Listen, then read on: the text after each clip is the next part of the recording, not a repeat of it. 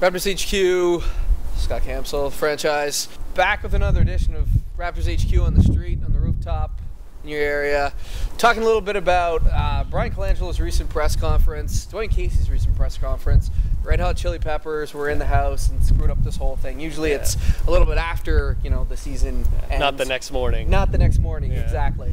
So just quick thoughts on you know, whether it's Casey or Colangelo, the whole piece. What did you think of it? I think the most interesting thing I took away from it was just Colangelo's absolute, he's just ready to go. Like, he said it himself. He's been counting down the days until the season ended, and he seems like he's really dedicated to you know, bringing a winner to Toronto, which is kind of, there's a, you know, a double-edged sword kind of issue there, because I mean, he's ready to go, which is encouraging. You know, he might make the right moves, but also we've seen Colangelo be ready to go and kind of make the bad moves. So ready to go. Here's Hito. Yeah, here's Jermaine O'Neal. Yeah. It'll be interesting to see what happens, but I mean, I think from a Raptors fan perspective, it's hard not to be excited. Be pessimistic once we hit, you know, August and we see what Colangelo's put out there, you know, and he's given whatever $20 million to Jason Capono.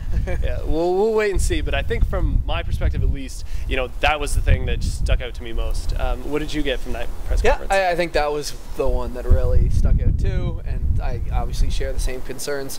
I think from Casey's piece, I think what I thought was really interesting was there was a lot of discussion around, hey, we did a great job with the defense this year, we improved, but we need to get the offense, you know, up to the, you know, at least sort of the middle of the league level, and it really wasn't at that. And I think that's one thing that that got lost in the shuffle this year, was there was so much emphasis on how much the defense has improved.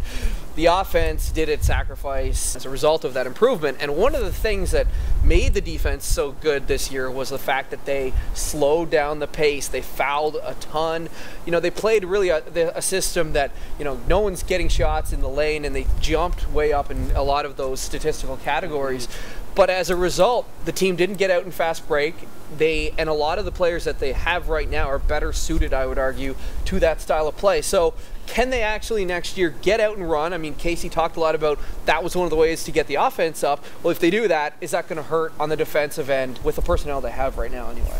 That's a good point. I think something else, which is something that they brought up that's interesting, is their need for shooters. I mean, right now their offense is pretty bad because they don't have those shooters, which is why they need to get out and fast break more often. If you can add, you know, a rotation player or a starter that can make shots, that makes a lot of things different for the Raptors. If they can even play the slowdown style, even though they talked about speeding up a bit, if they were to play slowdown, you know, and still play really well on defense, but have that extra couple shooters in the lineup, that could make the world of difference for this team. Yeah, that's why, I mean, this is going to be a topic conversation all summer, I'm sure, but that's why DeMar is such an interesting question, because it's so hard to afford to have a player that can't shoot, frankly, can't shoot that well at that position, especially if you don't have other guys around him. They don't.